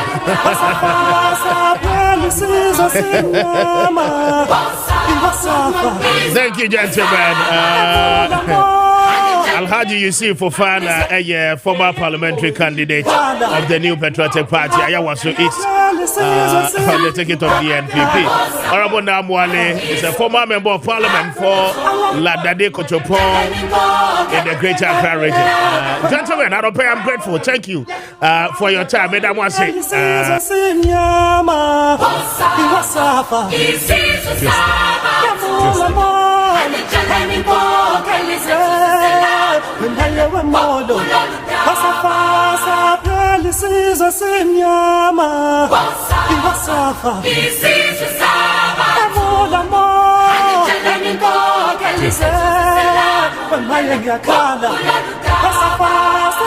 I'm faster than Dreams Fertility Clinic. Na anope Dreams Adaroma. But your woman what won't say me na Hana best solutions no ever. Anope so would tell me or your bar and there may be a siwa won't choir. Pacho as I say do any tremo and with Dreams Fertility Clinic for Asway. They teach you fallopian tubes, a more block here. And as I see here, Pacho Nina Dreams for a be at the free. Irregular menstruation and a Howard Ayana period in a date, any times, no access, Ninano, your how Kessia pa.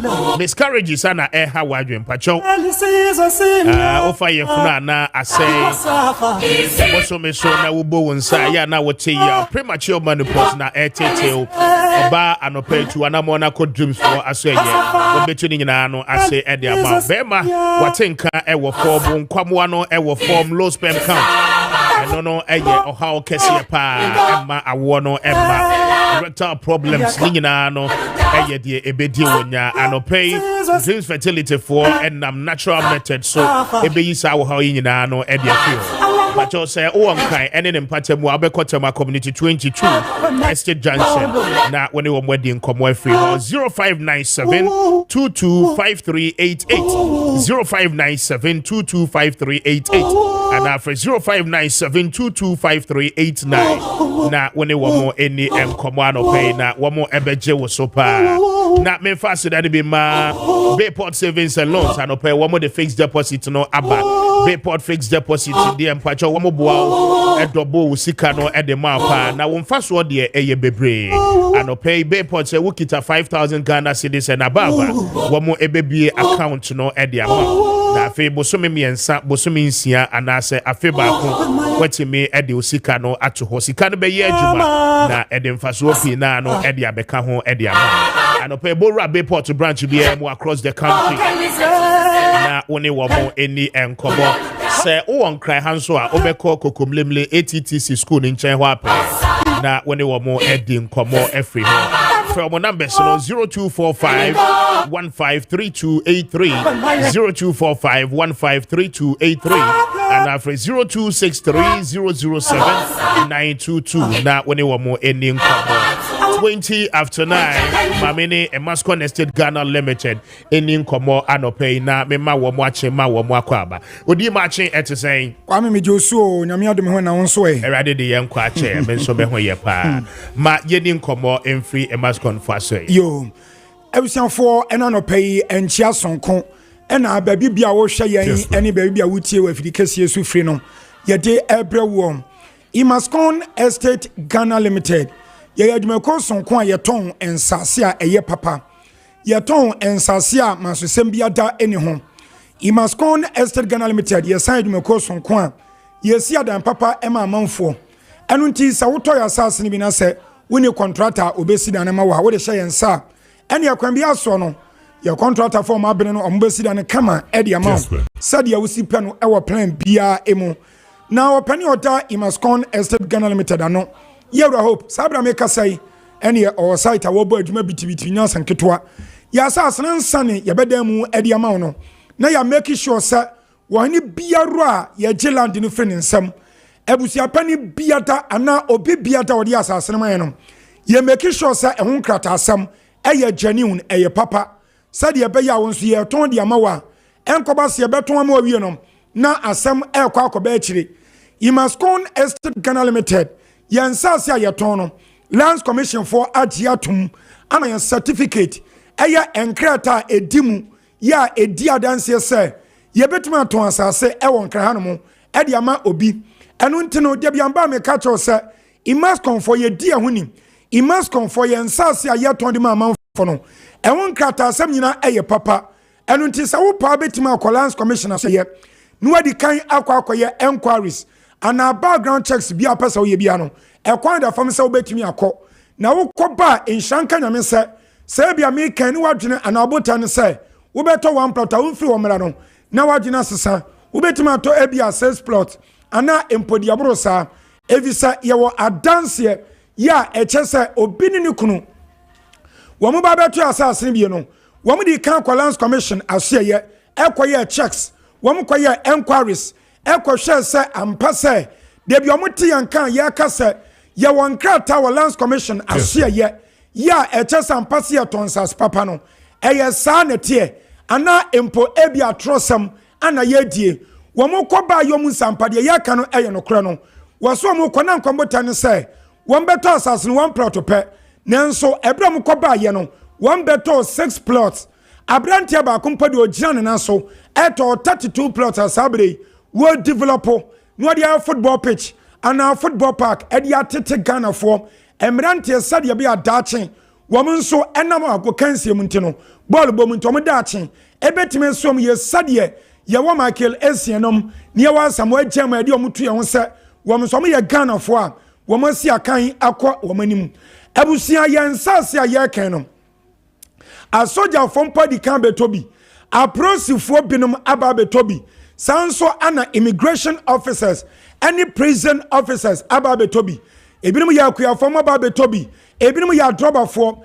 ebinim ya atwadifo ebinim ya adepanfo chesa me kan meja hwanom adwumako awudo a yewo ewa Ghana hanom nyina da no emu nipa binom adi kan ba betobi enti dia me kan kosi se woto ya sasna ehu bambosam eye genuine enya de sa landguard ni biata ebetimi ababesi so ababe hawo evisa yensase a yeye nwadwume no mesia ne bambofo ato kesa ya yeye adwuma enti se nipa boni ni bi every baby ye nadwen sai wo babe hawo a bambo jane na so enti nya de sa nipa no wo betimi ababe hawo de biata etimi ka che wo sai yensase ne so enye na adasam ani atrosam ani yediem enu tram di ka che wo sai si ansase ne nya papa enka soja fompo ensori mfa sika emetobi enka empa prosifo emfa sika emetobi enka prison officers any immigration officers woman so nsori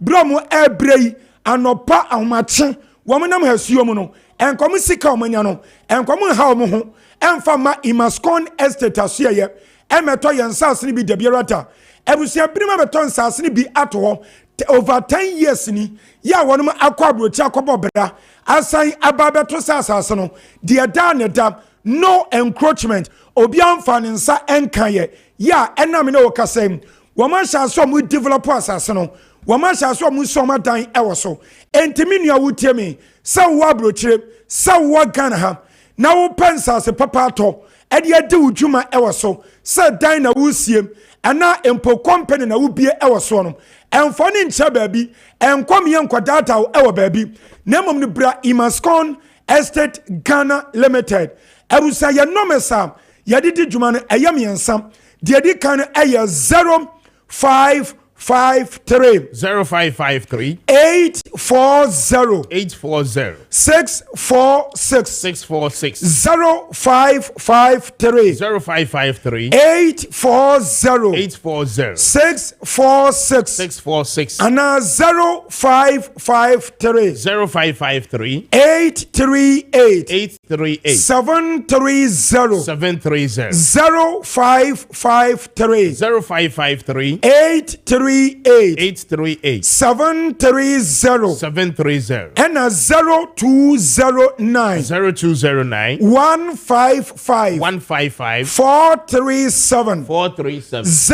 0209 0209 155 155 437 437 abusia fred na wo fra opani a wo judgment no yewra hope wani managers Mary and Naomi secretary woman na befa nomesi na woman wo ede nkomo abusia yensase a yeton no ewo Tripoli na Tripoli American no ewo dowenya kwan so baby a Central University wono baby a Sagleme affordable housing ewo no wudi free emiamienu amabobodin ede kwa baby a yensase no ewo Tripoli wono no is just a stone throw ekwan enwa krade biamba me catch say minia ba obetimi abo ampe kakra no wakọ aba minia ba man so betimi the ball ato na so ne wadi nwa global totals ne wakọ aba chense ewofie pe eben na topaliami kan no ewonu mo ana Reverend Sam Kwanchanka bon mra name esa Apostle General ewonu wasina sodan kese a womta kompai bon ma watu ndinsa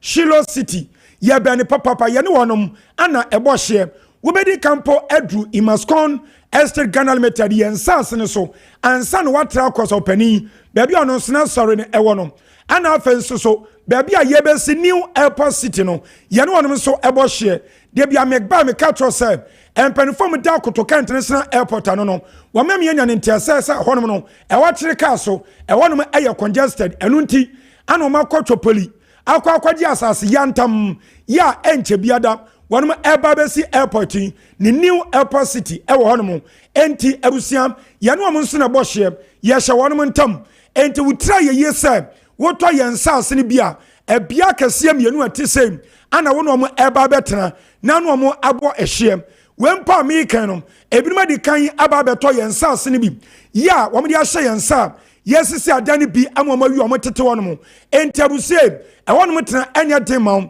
ensuo ne nkania eya available ewa asase no eso ya sample benka kwan ho ya asami kan ebia wawo no private car wo de be kɔ eye okroma entampa wo betimi aduru eye kwan ho evisa ya be kwan papa yensase no eni kwa yebreto bi mu eni ekire eni kwa yebreto tu bi mu ntino mesawa da efie panie wo ya san atu abura kese ewo no ya sa wo pensuo na wo de yese wo dana eno so no eye free wontua kapre anansa dama na yensasa ya come say ana the prices no esitiam one plot no enkane no na eye 30,000 Ghana cedis nanso na me no kasem yate so ediaba 18,000 Ghana cedis eye titiskanum 180 million 18,000 Ghana cedis for one plot and a half plot on so ye betcha edi amount enkane na eye 15,000 Ghana cedis enso na me no kasem yate so ediaba 9,000 Ghana cedis 9,000 Ghana cedis eye titiskanum 90 million na when nyina mu ne yesem ensuo to efom waten yankasa chencha fa nyina bransana asase ye twade amam yesi di kanfa 3,000 Ghana cedis 3,000 Ghana cedis di kanfa beto asem na de 3,000 to asem ni ye do ko plot no so ni akwata wo de edi amam no asase ya so adwuma siwudan ana company opeso bi osono no asase no wabie ewo so na 15,000 na kanom yade a whole 12 months which is 1 year SO at your boy self spread the amount no atane kakra come say 1 year no besom na 15,000 kanon na no so what ya awie awisa yampa bompo ni say samre no enu so no na wasi wudan no awie enti won say we di ato your boy asem and yade ato from the amount yato so ya nse papa beboa say be a wo de 3,000 beto ase a wo betua de aka ne kakra ma ho etimi ahare wo abusiamre ni niafa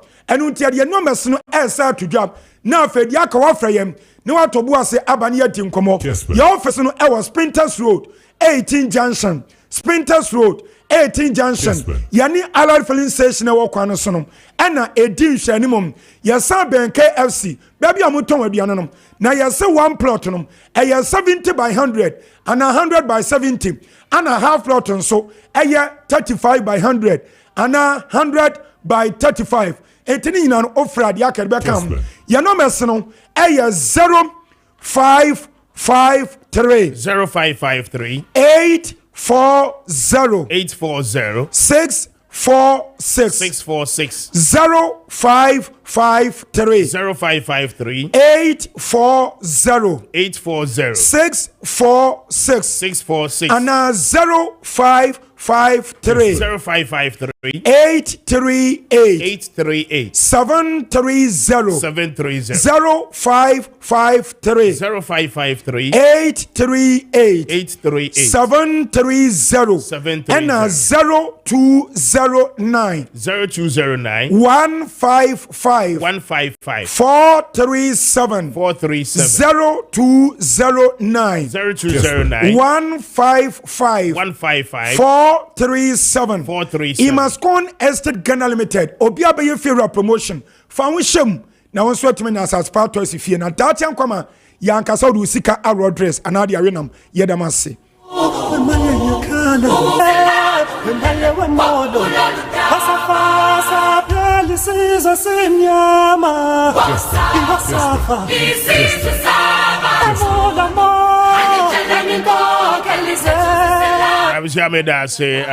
Nana Maakye. Yeah, Kwame Jesu. Yampom to say. Nyamia adomarakwa. Eda trade ampo ase. Say ye ka say. Demonstration e course of brass sport. So you aware? Oh yes. Yes. But me NTO e wo ho na afa yen to us. Demonstration there LGBT there no. Yes. Oh, Kwame. Kessben. Kwame ba honum. Emra we say na make brand ho asem. Yeah. Yes, Mr. Sapo Fato Sumami. Yesterday, I was shocked. Now, how President Mahama send we see branded Mr. Fato TV news, ma'am. Na me person comforted and I make an say. Na here, I'm here. This is the branding I was talking about. I took the shot. I took it myself. La Paz yesterday. Okay. The 24-hour economy is there. Next day we are actual John. This is the branded now American. And this is a branded car. A bear 12 and it was a what city. So I said, you're white. It be a white and it be a red. Yes, almost the NDC color. Okay. Red, white, black, and green. And it's you who saka. And the same this is how it is. The branded now American. It is also obit is a strong man. Musician. All the way to see a strong man. That is branding. It is so cool any other written beer. Strong man written one. Let's say and yet the cross near red. Just a strong man I can. It is a release beer babontia. That's a sign in the heart. That is a strong man. Sarkodia or coin of Faswa or show the word Sarkodian. So the bitch. It is a Obika a tata writer. Tabani Sania can tata writer. It is all who sa and sa sign and say.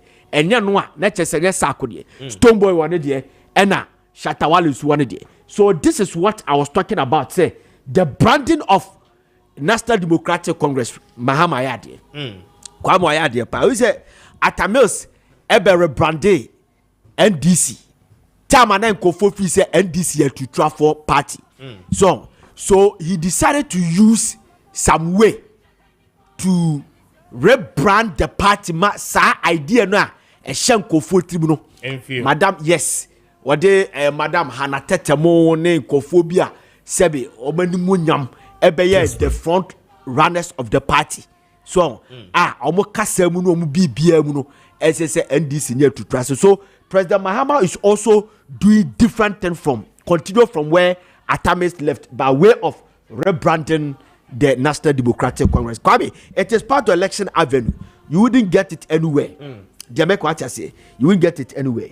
Now, Dr. Manebuama, Kwame Wakasa, was so reminded the EC. Say an 8th. Obeka said the IPAC meeting on Mokoeno. Yeah. The EC no almost on the 8th today, Tuesday. Omode provision beba register no ye be release it and the political parties no na chese obi a hwemu ye se de be ya se problem bi wo ho no mo a kwa bu betimi a hwe problem no wa solve the discrepancies se wo ni na no na wa let isi no o ma address Kwame, I'm still worried. Dr. Manebuama. Kwame, honestly speaking, he's not helping NDC. Manebuama is not helping. As a director of elections, I said it last Friday when you were not here. Emma, I got the support. Na me free semen kwana na me dwene sa. Kwame, Dr. Manebuama. Babia wade NDC. Director of Electoral in Econo. Say, Bibi backfire. What will be his next step? Say, Bibi backfire. Bibi ankoya. What will be the next step of Dr. Manebuama? And the why then? Kwame. Oko demonstration. Yeah. Nationwide demonstration. Why did they demonstrate? They called for forensic audit. Yeah. So, I didn't know demonstrate here. Why is no say in this country we have had series of demonstration and call for a draw easy attention to make a correction. Anti-me and they know perfectly where say, "Sa easy we say Kwame. There's no way who issue a because you were precedent." The other time the catcher will say 2012. Yeah. Yenya I AFAC demonstration. No almost see east no more catcher east ni say. Sa 19 new constituencies na east ni person creating. Yeah. The state demonstration east ni went ahead to do it. 2015 build up to 2016 election. Let my vote count alliance say we need that new register because that register no ane de koto aba no ECOWAS register the EC went ahead to use the same register. National Democratic Congress called for a same register in 2020 election. Say the time you was limited time EC ni kwakoye registration. One must say they wanted the 2016 register. They went ahead to organize new register. So they knew perfectly well say there are some precedent. The East will never listen to you. We are demonstration. The IPAC meeting, Dr. Manebuama called for. Say young choir forensic audit. May call IPAC. May call justify the reason why we need your father say a forensic audit. Kwame. As I saw we say political parties 13 in na. Bebre adwuma NPP and ebisu ye adwuma NDC. We call the IPAC meeting. That's some of the political parties no omo ye adwuma NPP no. Kwame omo kodoso a there's no way you be listening. So I'm asking say no all calling for the register. Forensic audit na wahefa. We jedi ato ho anase say. Adentina Dr. Manebuama court. I don't get it. Dia make what you say? Me too. Kwame, say that should be. NDC kolusu election.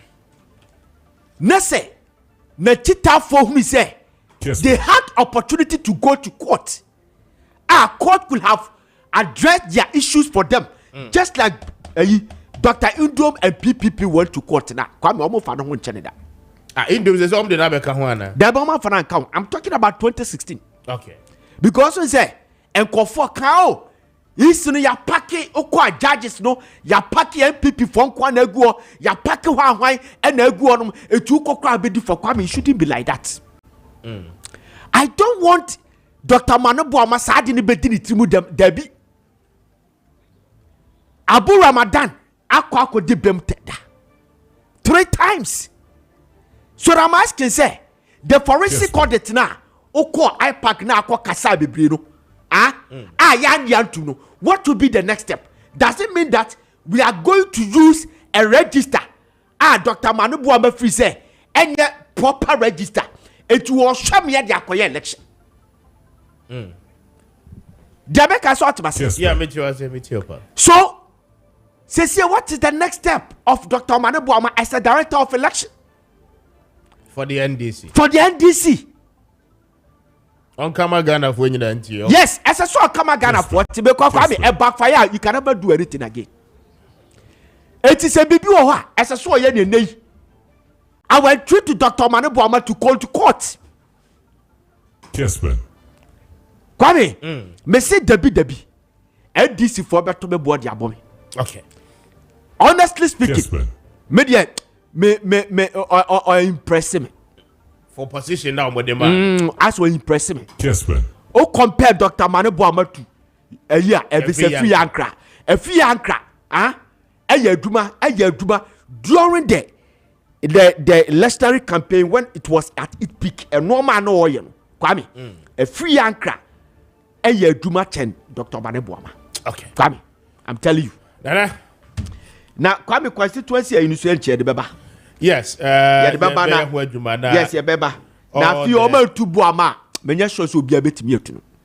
Kwame, ya Buama is serious politician. Hey, and then me ba Kwame from Abeka, ABC Abeka Junction. Yeah, and Kora Youth. University for John Omade, Dr. Ayi. Number 1, what the Dr. Baumia picture and Omudi Judge, they don't talk. Can you do a normal than the actual branded Buama t-shirts and Dr. the t-shirt that na Okana was Dr. Baumia t-shirt on my brandy in the judge that Kwame. Now, my memo Sadek Abaso. Wama Buama very good run of his man. Because my church Kwame my devil up out. Buama nyesa campaign we be near more Caseda. Buama go house to house 6 months to the elections that. I see. Buama and filing poster said your view up filing that. Buama organize boxing bouts a BC that. Kwame. Buama house to house in a BC that. Some Buama better constituency I mean call parliament because of Sadiq in Kwame BC that. Sadiq Ayadie. All right. Why ya dear papa. Yeah, they did na Adoma consone Daku Yebeka Master Daku no more where Adoma ko beji seat no. Na Kwame Yebeba be chechi analysis no from the constituency. So I made that was say Joe happiness with Medford action. Me did Kwame Appiah Kubi Mr. Speaker no pay facheme code no mukaka. But yeah, they will see. I don't know any out China. Yabasaba na Yababetua. So good morning.